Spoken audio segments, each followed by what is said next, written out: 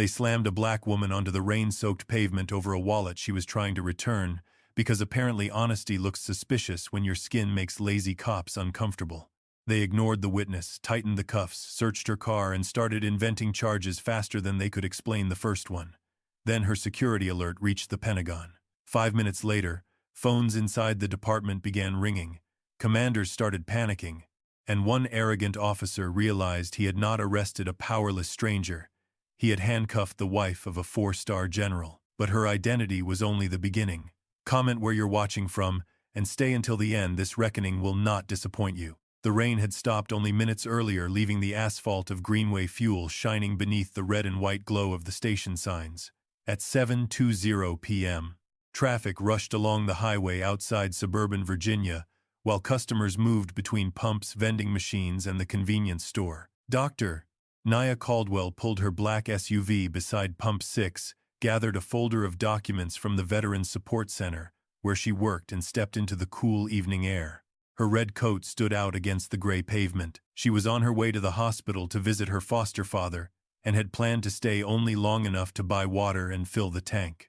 As she left the store, a man in a gray jacket struck her shoulder hard enough to make her stumble. He muttered something without looking back, hurried toward a dark sedan, and drove away. Nia noticed a brown leather wallet near the glass entrance. She picked it up carefully, never opening it, and turned toward the counter where Maya Torres, the evening manager, was watching. Nia had taken only 2 steps when the sharp sound of tires cutting across wet pavement made everyone look up. 2 police cruisers entered the station from opposite sides, boxing in the pumps as if they were responding to an armed robbery. Officer Wade Harlan climbed out of the first cruiser, with one hand resting near his holster. His eyes went directly to Nia and the wallet in her hand. He did not ask what had happened. He did not look toward Maya or the man's departing vehicle. "Drop the wallet. Face the car. Hands where I can see them," he shouted. Nia placed the wallet on the hood of her SUV and slowly raised her hands. "I found it beside the door," she said evenly. "The manager saw me pick it up. I was bringing it inside." Harlan ignored Maya, who was already moving toward them, and ordered Nia to get on her knees. The pavement was still wet, and the knees of her dark jeans soaked through immediately. Officer Claire Benson stood several feet behind Harlan, watching with a tense expression. She could see that Nia was obeying every instruction, yet she said only, "Stay calm, ma'am." Nia turned her head slightly. "What is the legal basis for detaining me?" That simple question changed Harlan's face. He stepped forward, twisted one of her arms behind her back, and forced her upper body against the side of the SUV. "You're being detained because you're refusing to cooperate," he said. "I am cooperating," Nia replied through the pain. "I asked a question." Harlan snapped the handcuffs shut and tightened them until the metal bit into her wrists. Near the vending machines, 18-year-old Ethan Cole raised his phone and began recording. Harlan immediately noticed. "Turn that off," he ordered. Ethan hesitated, keeping the camera pointed toward the scene. Maya rushed out of the store. "Officer, she didn't steal anything," she said. "I saw her find the wallet. She was bringing it to me." Harlan raised a hand to silence her. "Go back inside. Do not interfere with an active investigation." Maya stared at him in disbelief. "But I'm the witness." Harlan stepped closer, using his size and uniform to push her backward without touching her. "And I told you to go inside." Nia lifted her head from the vehicle and focused on the silver nameplate above his pocket. "Officer Wade Harlan," she said clearly, making sure Ethan's phone could hear every word. "I am not resisting. I am requesting that you activate your body camera and state the reason for my arrest." Harlan responded by pulling the cuffs tighter. "There it is," he said to Claire. "That attitude. She thinks she can run the scene." Claire glanced down at the small light on Harlan's camera. It was dark. She knew he had not activated it, but she said nothing. At that exact moment, the security band beneath Nia's sleeve registered the sudden increase in her heart rate, the forceful backward rotation of her wrists, and the locking pressure around both arms. The device had been issued weeks earlier after threats were made against her family because of her husband's work. Without making a sound, it transmitted an emergency signal through an encrypted protection network. Nia did not know it had activated, neither did Harlan. He searched her handbag without asking permission, pulling out her driver's license, phone, medical papers, and finally a military family identification card. He studied it for a second, then laughed. "So this is the game," he said, holding the card in front of her face. "You carry this around so people think you're important." Nia refused to answer the insult. "I want to call my attorney." Harlan slipped the card into his pocket. You can make a call after we determine who you really are. 5 minutes later, inside a secure operations center at the Pentagon, Nia Caldwell's name appeared in red across a monitoring screen. An officer checked the identity, looked at the clock, and reached for a protected line. 5 minutes since activation, he said. Connect us to the local police department immediately. Back at Greenway Fuel. Harlan still believed he had handcuffed a woman with no one powerful enough to challenge his version of events. The first call from the Pentagon was already being placed, but the man who answered it had no intention of helping Nia. At the police dispatch center, the emergency call from the Pentagon arrived on a secured line and was immediately transferred to Captain Douglas Keene's office. Colonel Rebecca Sloan identified herself, confirmed Dr. Nia Caldwell's identity, and explained that Nia was temporarily listed under a military family protection protocol. Her tone was calm and precise. She did not demand special treatment, nor did she order the department to release Nia.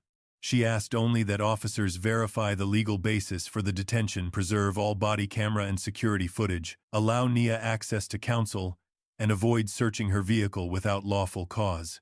Keene understood the danger instantly. If Harlan had detained the wrong person without evidence, the incident could bring federal scrutiny to the entire department. But instead of telling the officers to stop, he leaned closer to the phone and asked, "Is there any possibility that military documents or suspicious federal material could be inside her vehicle?" Sloan paused. "That is not what I said, Captain. I said her rights and the evidence must be protected." Keene thanked her, ended the call, and immediately contacted Harlan on a private channel. At Greenway Fuel, Claire Benson had already entered Nia's license plate and identification into the patrol computer. The results were clear. The SUV was legally registered. Nia's driver's license was valid, there were no warrants, and the vehicle had never been reported stolen or connected to any crime. Claire stepped toward Harlan and lowered her voice. "Everything checks out. Maya confirms the wallet. We should remove the cuffs." Harlan looked at the customers gathering around them, and then at Ethan's raised phone. Releasing Nia now would mean admitting that he had forced an innocent woman onto wet pavement without probable cause. "She stays restrained until I finish," he said. The reason for Nia's detention changed with every new fact that proved Harlan wrong. First, he said she was suspected of stealing the wallet. When Maya publicly confirmed that Nia had found it and was bringing it inside, he claimed Nia had failed to obey instructions. When Claire reminded him that Nia had followed every command, he called it obstruction. Then he pulled the military identification card and federal access badge from Nia's handbag and announced that the documents might be fraudulent. "That badge belongs to a federal facility," Nia warned.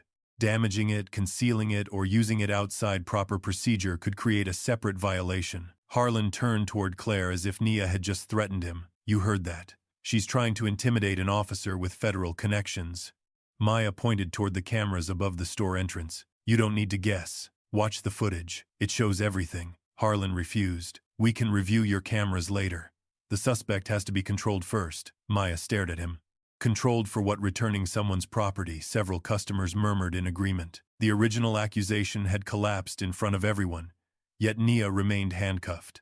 Keene called Harlan again, this time using the Pentagon's concern as a weapon. He said Nia's vehicle might contain materials connected to federal security and ordered Harlan not to remove the cuffs. "Check the car," Keene instructed. "Document anything unusual." The order gave Harlan exactly what he needed, official-sounding language to disguise an unlawful search. Nia heard part of the transmission and understood immediately. "The Pentagon called to preserve procedure," she said. "You are twisting that call into permission to violate it." Harlan ignored her and walked toward the driver's door. Ethan moved closer, continuing to record. Harlan suddenly turned, crossed the space between them, and seized the phone. "Unlock it." Ethan refused. Harlan threatened to arrest him for interfering until the frightened teenager entered his passcode. In full view of Claire, Maya, and the customers, Harlan opened the gallery, deleted the video, cleared the recently deleted folder, and handed the phone back. Claire watched without speaking. Nia looked directly at her. "Tomorrow, he will say, 'No one saw what happened,'" she said quietly. "You get to decide whether that becomes true." Claire's expression changed. For the first time, she looked less like Harlan's partner and more like someone beginning to understand the trap closing around her. Harlan opened Nia's SUV without consent. Before leaning inside, his right hand brushed the pocket of his tactical vest. The station's overhead camera captured what no one nearby noticed clearly. A small black object appeared between his fingers. The wrongful arrest could have ended the moment Maya confirmed the truth, but Harlan no longer needed the truth. He needed evidence strong enough to turn his lie into a criminal case, and he was about to manufacture it himself. Rain began falling again, as Wade Harlan leaned deeper into Nia Caldwell's SUV, searching the front seats, the glove compartment, and every storage pocket he could open. He had no warrant, no consent, and no clear accusation, but he moved with the confidence of a man who believed he could invent the legal justification afterward. Nia remained handcuffed beside the patrol car, while Claire Benson watched from several feet away. Harlan opened the rear hatch and found a sealed document case containing confidential records from Nia's therapy program for military families. Each folder was marked with privacy warnings and patient identification codes. "Those are protected medical records," Nia said. "You do not have permission to open them." Harlan ignored her and lifted the case high enough for the gathering crowd to see. "Federal documents hidden in the back of a vehicle," he announced, deliberately making ordinary clinical files sound like classified intelligence. Maya Torres protested from near the store entrance. "She told you where she works. Those are patient files." Harlan ordered her to step back. Then he bent into the trunk again. A moment later, he emerged holding a small plastic packet containing several unmarked pills. "Now we have something," he said. Claire stared at the bag. Then at the empty corner of the trunk where Harlan claimed to have found it. She had looked into that exact space seconds earlier. Nothing had been there. "Where did that come from?" she asked. Harlan's expression hardened. "From the suspect's vehicle. That is what you will put in your report." Nia immediately demanded that the packet be photographed where it was supposedly found, sealed in front of witnesses, tested for fingerprints, and assigned an evidence number. Harlan refused to let her observe the process. He turned his body away, shielding the packet from Ethan Cole's phone and from the station cameras. "You do not direct police procedure," he said. "Procedure is exactly what you are avoiding," Nia replied. Before the confrontation could escalate further, a dark government sedan entered the station and stopped near the police cruisers. Colonel Rebecca Sloan stepped out alone. She wore a plain dark suit rather than a combat uniform and carried no visible weapon. Her purpose was clear: protect the integrity of the situation without making it appear that the military had arrived to overpower local law enforcement. Sloan introduced herself and asked Harlan to explain his legal basis for searching the SUV. Harlan claimed Captain Douglas Keene had received information about a possible federal security threat involving documents in the vehicle. Sloan's gaze sharpened. "That is not what I told Captain Keene. I instructed your department to preserve evidence, confirm the basis for detention, and avoid an unlawful search. Someone converted a procedural warning into permission you were never given." Harlan pointed toward the sealed files and the packet of pills. "We may be dealing with compromised federal material." Sloan then revealed the reason Nia's security device had triggered such a rapid response. Nia had not been flagged merely because she was the wife of a four-star general. The Caldwell family was under temporary protection after General Adrian Caldwell received credible threats connected to an operation targeting an international weapons smuggling network. That meant Harlan's seizure of Nia's phone access badge and confidential documents was not simply misconduct. It could interfere with an active protective operation. For one brief moment, the weight of what he had done registered on Harlan's face. Then he twisted the revelation into another excuse. He claimed Nia might have been manipulated, followed, or used to transport unauthorized material. "Until we know otherwise. Everything in this vehicle is part of the investigation," he declared. Sloan ordered him to stop touching the car and preserve the scene until a lawful search warrant could be obtained. Harlan glanced toward his radio, waiting for Keene to rescue him. The answer came immediately. Keene's voice cut through the dispatch channel, ordering Harlan to transport Nia to the station without delay. Sloan demanded to know the formal charge, but no one could provide a consistent answer. Harlan pushed Nia toward the back seat of the patrol car. She stumbled against the door but regained her balance without resisting. Before he forced her inside, Nia looked directly at Claire. "Remember where his hand was before he found that packet." Claire said nothing, but as Harlan closed the door, she quietly activated the automatic audio backup on her own body camera.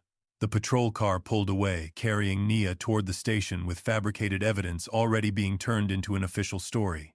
Maya rushed inside the convenience store and entered the management office to secure the surveillance footage. A warning flashed across the screen. "Remote administrator has requested deletion of video from 1918 to 1936. A countdown appeared beneath it. Someone inside the system was already erasing the scene, and Maya had less than 3 minutes to save the only recording that could prove where the packet had truly come from. Nia Caldwell was taken through the rear entrance of the Westbridge Police Department and placed in a windowless interrogation room before anyone allowed her to make a phone call. The handcuffs were finally removed, leaving deep red marks around both wrists, but Wade Harlan remained inside the room as if the damage itself proved she was dangerous. Captain Douglas Keene stood behind the one-way glass, while 2 officers questioned Nia about the unmarked pills, the sealed therapy files in her SUV, and her connection to the military. Each question was framed to make innocence sound suspicious.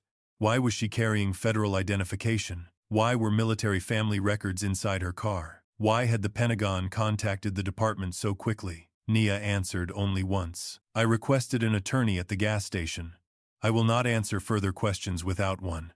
Harlan leaned over the table and told her silence would make the situation worse. Nia looked at the dark camera mounted in the corner. No, she said. Changing your story 3 times is what made it worse. Police Chief Warren Hale entered 20 minutes later, wearing a tailored suit and a carefully rehearsed expression of concern. Unlike Harlan, he did not raise his voice. He apologized for what he called an unnecessarily rough handling of a complicated situation, but he never admitted that Nia had been arrested without cause. He placed a document on the table and pushed a pen toward her. If she signed, he explained, the department would release her immediately. Suspend further testing of the pills, return her property, and conduct an internal review. This can end tonight, Hale said. Nia read every line. Buried beneath the polite language were clauses preventing her from releasing video, filing a complaint, speaking to the press, or pursuing civil action. The document also required her to describe the arrest as a mutual misunderstanding. When Nia looked up, Hale's smile had disappeared. He warned that refusing the agreement would force the department to send the pills for laboratory testing and investigate whether her access to federal facilities had been misused. He added that the media could become very interested in confidential military records found inside her vehicle. Nia pushed the document back. You are not offering to correct what happened, she said. You are selling me the right to remain silent. Attorney Camille Price arrived before Hale could answer. She demanded the formal charges, the search authorization, the evidence log, and every version of Harlan's report. Keene tried to delay her, claiming the paperwork was still being processed, but Camille discovered that Harlan's report had already been edited 3 times in less than an hour. The first version described Nia as a suspect in a stolen wallet complaint. The second removed the witness who had confirmed she found the wallet and replaced the accusation with suspected use of fraudulent military identification. The third added possession of an unidentified controlled substance and resisting lawful detention. Camille placed the reports side by side. These are not corrections, she said. They are 3 different crimes written backward to justify one unlawful arrest. Across town, Maya Torres fought against the deletion command on the station's security system. She managed to export only 47 seconds before the original footage disappeared. The surviving clip clearly showed Harlan reaching into his tactical pocket and lowering an object into the trunk. The beginning and ending were gone, however, leaving enough ambiguity for the police to claim the object was merely equipment. At Ethan Cole's home, the teenager opened his cloud account and found that the deleted video had left behind a short automatic audio preview. Harlan's voice could be heard clearly. We only need something in the car. Then, we control the story. General Adrian Caldwell finally reached Nia by phone. He wanted to come to the station immediately, but she asked him not to arrive in uniform or use his rank to pressure anyone. If they only do the right thing because they fear your stars, she told him they will do this again tomorrow to someone who has no one powerful enough to call. Adrian went silent, then promised to follow her lead. Nia refused Hale's agreement. His polite mask vanished. He ordered her held overnight while the department prepared additional charges. As he left the interrogation room, he leaned toward Keene in the hallway and whispered, "By morning, we need a legitimate complaint, call a new witness, and an evidence bag that cannot be questioned." Neither man noticed that the interrogation camera was still recording. The wrongful arrest had now become a coordinated attempt to manufacture an entire criminal case. By sunrise, the department would release a carefully edited version of events, designed to convince the public that Nia Caldwell, not the officers who framed her, was the one lying. By sunrise, the Westbridge Police Department had already decided that controlling the story mattered more than correcting the arrest. Before attorney Camille Price could release a statement, Chief Warren Hale stepped behind a polished podium in the department's press room flanked by Captain Douglas Keene and Officer Wade Harlan. Hale spoke in the measured tone of a man pretending transparency while carefully rationing the truth. He announced that the department had detained Dr. Nia Caldwell during what he called a sensitive investigation involving suspected contraband and federal credentials. Then he played 26 seconds of body camera footage. The clip began after Nia had already been forced onto wet pavement and handcuffed. It showed her beside the patrol car, demanding that Harlan stop searching her vehicle and allow her to contact an attorney. Nothing before that moment was included. The wallet, Maya Torres's eyewitness statement, the changing accusations, and Harlan's refusal to activate his camera at the beginning were all missing. Hale described Nia as legally sophisticated, repeatedly confrontational, and capable of complicating an already delicate security matter. He never called her violent because the video could not support it. Instead, he used colder words, uncooperative, calculated, disruptive language designed to make calm resistance sound dangerous. Within minutes, local television stations replayed the clip beneath headlines, asking whether the wife of a powerful general had attempted to intimidate ordinary police officers. The image of Nia in handcuffs spread rapidly across social media. Some viewers questioned why the video began so late, but thousands of others accused her of playing the victim and using her husband's rank to escape consequences. Harlan appeared in a separate interview and claimed he had no idea who Nia's husband was when he detained her. "I treated her the way I would treat any suspect," he said. That sentence was intended as a defense. But to Nia, it sounded like a confession about how many other people he might have treated the same way. At Camille's office, Maya delivered the 47-second surveillance copy she had saved before the station system erased the rest. Ethan Cole sent the surviving audio preview from his cloud account. Camille wanted to release both immediately and destroy Hale's public narrative before it hardened. Nia refused. If they posted the files first, Hale would accuse them of editing the evidence for political effect. She instructed Camille to deliver verified copies to Internal Affairs, complete with timestamps and preservation records. "Let them decide whether they still want to bury it after they know we can prove where it came from," Nia said. Detective Lena Ortiz received the files before noon. She watched Maya's video repeatedly, slowing the image as Harlan's hand moved from his tactical pocket toward the open trunk. Then she froze the frame on the evidence packet he later displayed. The seal number was visible, E4172. Lena stopped breathing for a moment. She had seen that number before. She entered the archive room, opened a disciplinary file from 3 years earlier, and found the case of Leon Brooks, a black veteran arrested by Harlan after a traffic stop. The narcotics in that case had been sealed in bag E4172. According to the official destruction record, the bag and its contents had been disposed of after trial.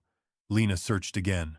The same number appeared in 2 additional cases, both involving Harlan, both containing unmarked pills, supposedly found during vehicle searches. One duplicate could be dismissed as clerical error. 4 appearances across separate cases meant evidence was being recycled. Someone was not merely planting a single packet to save one bad arrest. Someone had built a method. Lena reported the discovery to her superior, but instead of authorizing a full audit, he ordered her to close the inquiry because of an alleged interagency conflict. The wording told her everything. Hale already knew she had found the number. Outside the department, retaliation began almost immediately. Maya received notice that Greenway Fuel would undergo an emergency licensing and safety inspection. 2 officers visited Ethan's home and questioned him about interfering with an active investigation, deliberately speaking loudly enough for his neighbors to hear.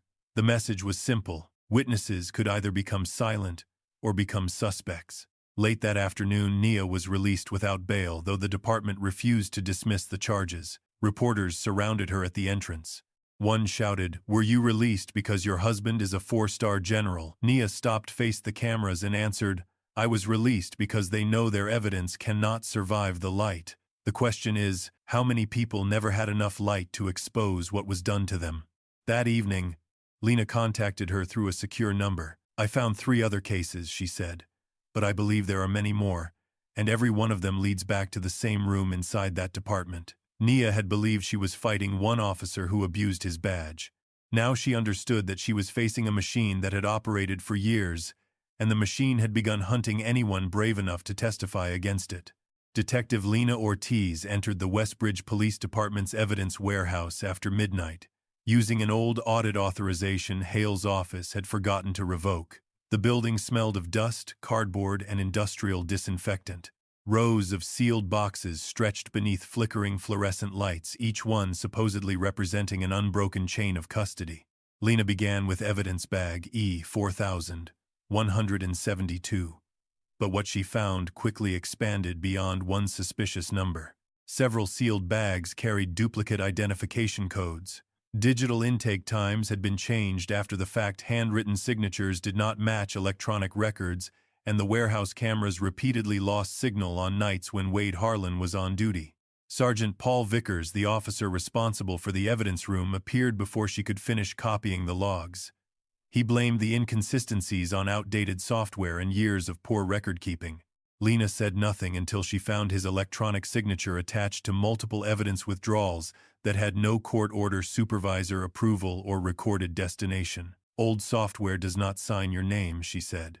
Vickers stared at the screen, then warned her that unauthorized audits could destroy her career. Lena copied the files anyway. Across Westbridge, Nia Caldwell and Camille Price met three people whose lives had already been damaged by the same system. Leon Brooks, a Black Army veteran, described how Harlan stopped him for a broken taillight and demanded to search his vehicle. When Leon refused, Harlan pulled him from the car, struck him repeatedly, and later claimed Leon had resisted arrest. The body camera footage disappeared, but a bag of pills was suddenly found beneath the driver's seat. Tiana Webb had been a licensed nurse transporting medication and patient records between care facilities. Harlan ignored the documentation, charged her with illegal possession, and released a photograph of her arrest before the case was reviewed. Even after the charges were reduced, the hospital revoked her license.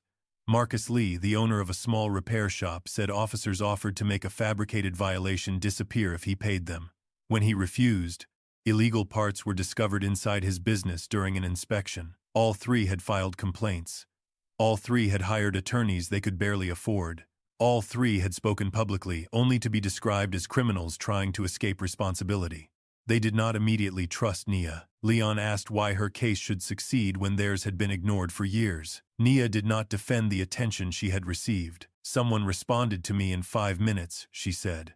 "You waited years, and some of you are still waiting. I cannot change that difference, but I can refuse to let my 5 minutes save only me." The room became quiet. Tiana finally placed her old case file on the table. Marcus followed. Leon hesitated longest, then handed Camille a folder containing photographs of his injuries. That same night, Claire Benson contacted Lena and requested a private meeting. She arrived, frightened, carrying no department phone and checking every vehicle behind her. Claire handed Lena an encrypted copy of her body camera audio. The recording captured Harlan and Captain Keene discussing how to change the accusation after Nia had already been placed in handcuffs. It also preserved internal dispatch notifications proving Chief Warren Hale had received the Pentagon's call before Nia was removed from Greenway Fuel. Then Claire revealed something worse.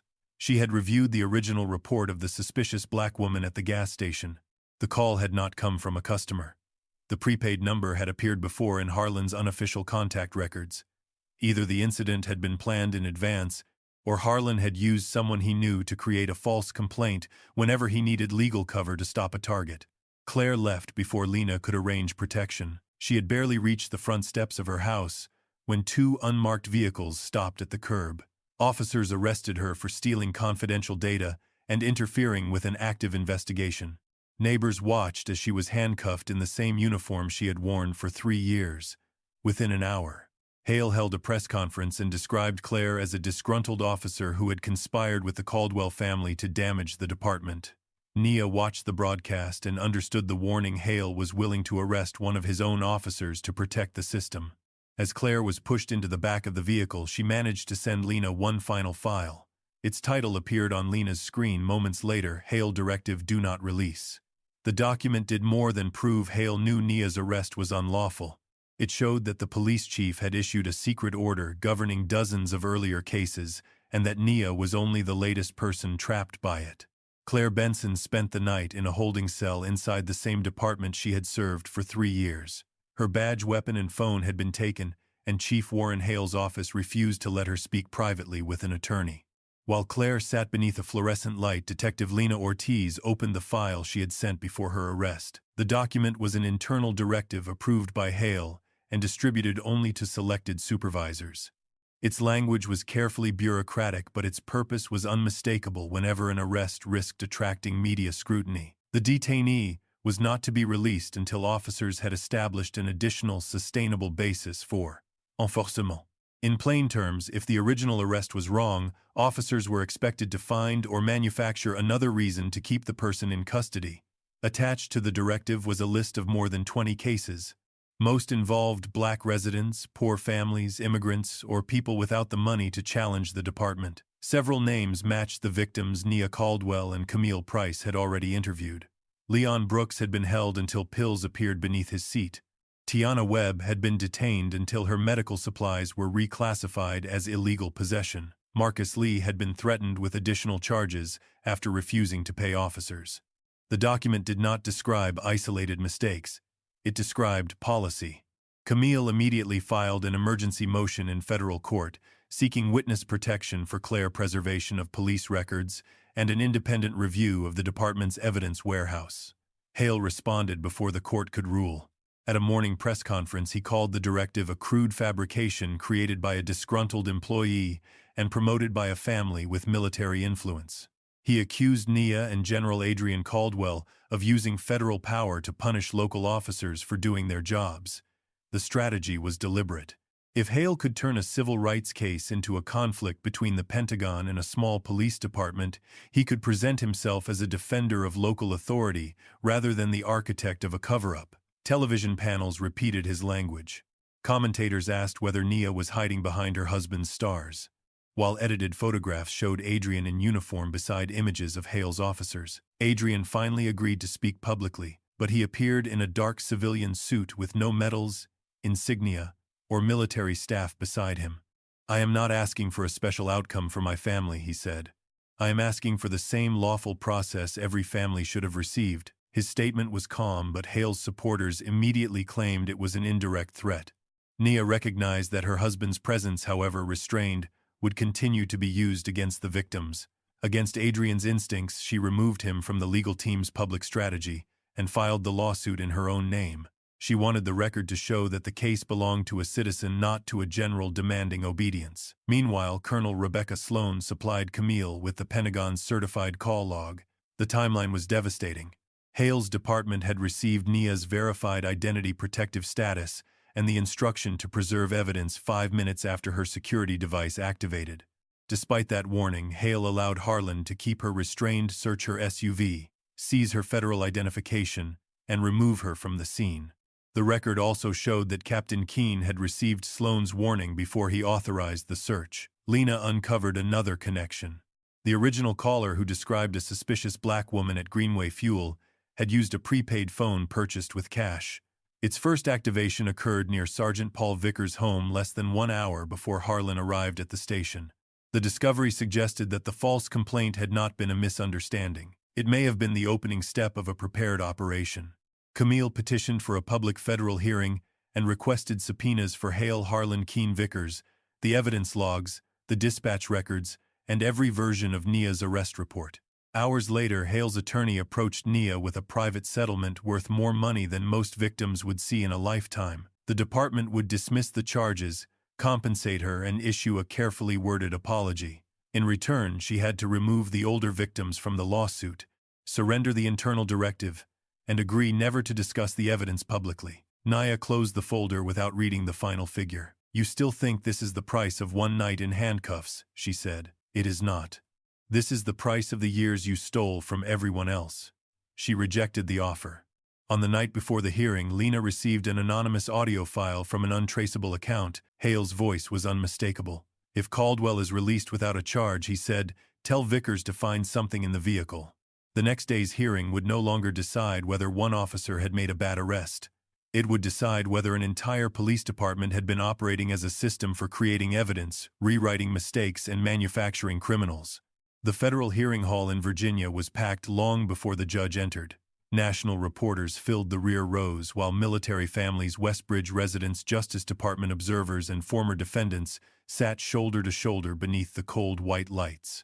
Nia Caldwell took her seat beside attorney Camille Price. General Adrian Caldwell remained several rows behind her in civilian clothes, making it clear that his rank would not lead the case. Across the aisle sat Wade Harlan, Captain Douglas Keene, Sergeant Paul Vickers, and Police Chief Warren Hale. Hale's attorney opened by replaying the same 26 seconds of body camera footage the department had already shown to the public. The clip began with Nia in handcuffs, demanding an attorney and ordering Harlan to stop searching her vehicle. The lawyer called her behavior calculated, confrontational, and designed to disrupt an investigation. He repeatedly mentioned that her husband was a four-star general, trying to portray the hearing as an attack by a powerful military family against local police officers. Camille did not argue about tone, influence, or public opinion. She stood before a large digital screen and said, "We will not discuss how Dr. Caldwell sounded after she was handcuffed. We will discuss what happened before the department decided the public was allowed to see her." Camille rebuilt the night minute by minute. At minute 0, surveillance footage showed Nia picking up the wallet without opening it. At minute 1, Maya Torres confirmed that Nia was carrying it toward the store counter. At minute 3, Claire Benson's patrol computer verified Nia's identity, vehicle registration, and lack of warrants. At minute 5, certified records proved Hale had received the Pentagon's call, explaining Nia's protected status and requesting that officers preserve evidence and follow lawful procedure. At minute 7, Harlan entered her vehicle without consent. At minute 9, the packet of pills appeared. At minute 14, Keene ordered Nia transported before any consistent charge had been established. Maya then presented the 47 seconds of footage she had saved before the station's system was remotely erased. The video showed Harlan's hand leaving his tactical pocket before moving into the trunk. Ethan Cole played the surviving audio from his phone backup. Harlan's voice filled the silent courtroom. "We only need something in the car. Then we control the story." Colonel Rebecca Sloan testified next. She stated clearly that the Pentagon had never requested Nia's detention, search, or removal from the scene. The department had transformed a warning to respect procedure into an excuse to violate it. Claire Benson entered under federal witness protection. She looked toward Nia before taking the oath. "I saw what happened, and I stayed silent," she said. "I was afraid of losing my career. My silence helped them hurt her, and I am sorry." She then confirmed that Harlan had removed an object from his vest. Keene had ordered officers to change the reason for the detention. Hale had instructed them not to release Nia, and the arrest report had been rewritten afterward. Harlan stared at the table. Keene avoided looking at Hale. Detective Lena Ortiz then presented the evidence room records. Bag E 4172 had appeared in 4 separate cases, but the most damaging detail was the timestamp. The system claimed the bag had been scanned into storage after Harlan had already displayed it at Greenway Fuel. Someone had altered the database backward, creating a false chain of custody for evidence that was supposedly found earlier. Lena showed duplicate numbers, unauthorized withdrawals, missing surveillance footage, and Vickers' electronic signature attached to each transaction. Camille played the anonymous recording. Hale's voice was unmistakable. "If Caldwell is released without a charge, tell Vickers to find something in the vehicle." Vickers turned pale. His attorney whispered urgently to him, but Vickers stood and requested immunity before continuing. He admitted that Hale had ordered old evidence removed from storage and supplied to Harlan and other officers whenever an arrest needed additional justification. It had happened for years. The department's mistake had not been choosing the wrong evidence bag. Its mistake had been planting it in the vehicle of a woman whose arrest could not be buried. Leon Brooks testified about the pills found beneath his seat. Tiana Webb described losing her nursing license. Marcus Lee explained how evidence appeared in his shop after he refused to pay officers. 9 more former suspects rose behind them. The hearing was no longer about Nia alone. When the judge asked what remedy she wanted, Nia did not mention compensation. "I want every case involving evidence handled by these officers reopened," she said. "Justice cannot begin only on the night they accidentally chose a woman with a powerful husband." As the hearing recessed, federal agents entered carrying warrants to search the Westbridge Police Department and its evidence warehouse. Hale leaned toward Harlan and whispered, "No one says another word." But Harlan was already watching the agents surround the exits. For the first time, he understood that Hale did not intend to protect him. The chief planned to make him the single corrupt officer who had deceived everyone else. As the system began collapsing, the men who had built their defense together prepared to betray one another, and the darkest records were still hidden inside Hale's private server. Federal agents entered the Westbridge Police Department before dawn, sealing offices, imaging computers, and removing servers under armed supervision. They collected body camera edit logs, internal emails, dispatch records, evidence room access histories, and every version of Nia Caldwell's arrest report. Wade Harlan watched the search from a federal interview room and realized Chief Warren Hale was preparing to blame the entire conspiracy on him. Within hours, Harlan requested a cooperation agreement. He admitted that he had placed the packet inside Nia's vehicle and had falsely described it as evidence discovered during a lawful search, but he insisted that the operation had not begun with him. According to Harlan, Captain Douglas Keene delivered Hale's instructions while Sergeant Paul Vickers supplied old evidence bags from storage. Keene soon requested his own deal. He turned over emails in which Hale ordered reports revised until prosecutors had a sufficiently clean case to protect the department.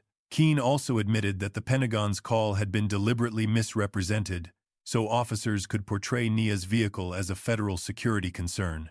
Vickers confirmed that evidence had been removed from storage without authorization and redistributed whenever an arrest needed additional justification. The men who had once protected one another were now competing to become the first witness against the rest. Hale continued to deny everything. Through his attorney, he called Harlan Keene and Vickers corrupt officers, inventing stories to save themselves. He claimed he had trusted their reports and knew nothing about planted evidence or deleted video. That defense collapsed when investigators accessed a private server hidden behind a restricted administrative account. Inside was a folder titled Liability Control. It contained lists of suspects considered easy to pressure, templates for describing restrained people as aggressive, instructions for handling unfavorable camera footage, names of prosecutors considered cooperative, and notes identifying witnesses who should be discredited. Some entries mentioned job loss, immigration status, custody disputes, and medical histories that could be used to frighten victims into silence. The folder proved that Hale had not merely covered up misconduct after it occurred. He had created a system for predicting who could be harmed without consequences. As the investigation expanded, the city offered Nia a settlement worth tens of millions of dollars. The agreement required confidentiality withdrawal of the older victims' claims and an end to public demands for access to the department's files. City attorneys argued that accepting would spare Nia's family years of litigation and public attacks. Adrian spoke with her privately. He told her that the pressure had been enormous and that she had every right to choose peace. Nia understood that he was not asking her to surrender. He was giving her permission to decide without carrying the expectations of an entire city. After a long silence, she agreed to negotiate, but only under conditions the city had hoped to avoid. Every case involving the officers had to be reviewed. Investigation records had to become public. No confidentiality clause would be accepted. Compensation had to include earlier victims, and an independent civilian oversight body had to be established. The legal consequences followed quickly. Harlan was charged with fabricating evidence, perjury, obstruction, and civil rights violations. Hale was charged with conspiracy, obstruction of justice, and directing the falsification of official records. Keene and Vickers became cooperating defendants. The charges against Claire Benson were dismissed, her employment record was restored, and the department was ordered to acknowledge that she had been arrested in retaliation for reporting misconduct. Dozens of earlier cases were reopened. During an emergency city council meeting, one member asked Nia whether she wanted the entire police department abolished. She answered, without hesitation, "I do not want a city without police. I want a city without officers who believe they can manufacture criminals to conceal their own mistakes." Then she added her final condition: the reform program could not be supervised only by politicians, attorneys, or police administrators. The people harmed by the system had to hold permanent seats on the oversight board. 6 months later, Greenway Fuel was no longer remembered only as the place where Nia had been forced onto wet pavement. It became the place where Westbridge would have to prove in public that reform was more than another promise written after the cameras stopped recording. 6 months after the night Dr. Nia Caldwell was forced onto the wet pavement, Greenway Fuel looked almost unchanged from the highway. The same red sign glowed above the pumps, the same convenience store windows reflected passing headlights, and customers still stopped for coffee on their way home.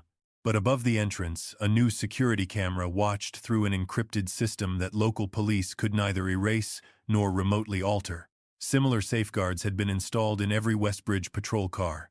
Body camera footage now uploaded automatically to an independent server, and any attempt to switch a camera off triggered an immediate review. Officers were prohibited from seizing or deleting witness recordings without a court order. Before searching a vehicle, they had to record the legal basis for the search. The evidence warehouse was audited by an outside agency. Civilian complaints went directly to an independent board, and every case connected to Wade Harlan or Warren Hale was being reopened. People who had been wrongfully convicted received free legal representation, while officers who reported misconduct were protected from retaliation. The reforms were not perfect, and Nia refused to let anyone call them complete. But for the first time, the rules were designed to prevent the truth from depending entirely on the honesty of the person wearing the badge. A small crowd gathered near Pump 6 for the official launch of the 5-Minute Justice Initiative, funded largely with Nia's settlement. The program provided emergency lawyers to people detained without cause and offered secure storage for witness videos before they could be destroyed. Claire Benson stood before the crowd, no longer working patrol. She had joined an ethics training program and now spoke openly about the price of staying silent.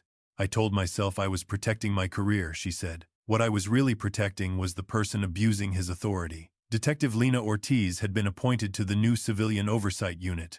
Maya Torres kept her job and received a Public Service Award for saving the final 47 seconds of surveillance footage. Ethan Cole accepted a scholarship in citizen journalism. He admitted that he had originally recorded Nia's arrest because he thought the video might go viral. "I learned that a camera can be more than content," he said. "Sometimes it is the only line between the truth and a prison sentence." Leon Brooks's conviction was erased. Tiana Webb regained her nursing license. Marcus Lee received compensation and reopened his repair shop under his own name. None of them described the result as revenge. They called it the return of things that should never have been taken. General Adrian Caldwell stood behind the gathering in a plain suit. He wore no uniform, displayed no medals, and refused the invitation to take the stage. This was Nia's moment, but even she kept stepping aside so the earlier victims could stand in front. Near the end of the ceremony, a young black girl approached Nia at the exact place where Harlan had ordered her onto her knees. "Did they release you because they found out your husband was a general?" the girl asked. Nia crouched, so they were eye to eye. "They started listening because they knew someone powerful was watching. This time," she answered. "But we changed the system so that next time no one should need a general before they are heard." The child looked toward the new camera above the station. Nia followed her gaze. 6 months earlier, that camera had been something the police tried to erase. Now, it represented a rule Hale had never believed in. The truth did not belong to the officer who wrote the first report, the official with the highest title, or the institution with the strongest public relations team. It belonged to whoever could preserve what actually happened. As the event ended, a patrol car entered the station and stopped near a customer whose vehicle had broken down. A young officer stepped out, but before walking forward, an alert sounded from his body camera. The device was not recording. He paused, activated it, confirmed the light was on, and only then approached the driver. It was a small action. No crowd applauded, and no reporter rushed to photograph it, but Nia watched carefully. "Reform does not begin when the guilty people are arrested," she said quietly. "It begins when the next person understands that no one can erase the truth for them anymore." Adrian moved beside her, and together they looked across the station where a 5-minute alert had once saved only one family. Justice should never arrive within 5 minutes simply because the victim is married to a 4-star general. Justice matters only when those same 5 minutes also belong to the person with no money, no rank, and no powerful name standing behind them. Nia Caldwell's story was never truly about being the wife of a 4-star general. It was about what happened before anyone knew her name, when a badge, a false report, and a planted bag of evidence were almost enough to rewrite the truth. The Pentagon's call brought attention, but it was the courage of witnesses, whistleblowers, and forgotten victims that finally brought the system down. Justice only became real when it reached beyond one powerful family and opened the door for everyone who had been silenced before. So tell us in the comments, do you believe Officer Claire deserved a second chance after finally exposing the truth? If this story moved you, Please like, share, and subscribe to the channel for more powerful stories where injustice is being confronted, and the truth refuses to stay buried.